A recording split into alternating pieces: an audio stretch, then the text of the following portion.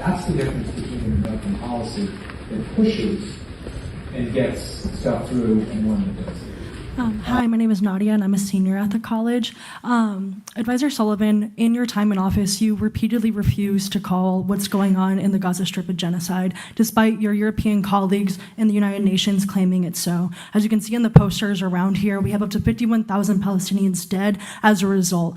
And time again, I watched the U.S. and the U.S. foreign policy system, which I once believed in, claiming that this was self-defense, claiming that Israel had a different set of standards for the Leahy law, claiming that they were in the right on this. Can you please provide any semblance of an explanation as to how this is okay? How even under a ceasefire that you were immensely proud of, there were continued bombs dropped on Gaza, and there's a continued death count that hasn't even been near completed, with the range being 51,000 here to up to 62,000 under the rubble.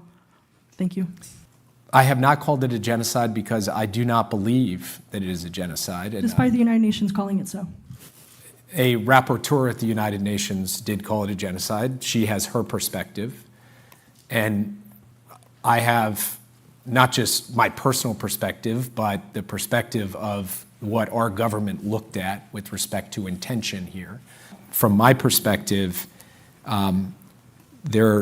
Israel faced an unbelievable burden in prosecuting this war that did not lessen their responsibility to do so in a way that minimized civilian harm.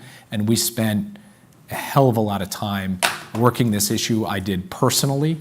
I believe we did make a difference, not enough of a difference, but a difference. And you can see the way in which they are operating now, and it is even more excessive than it was before.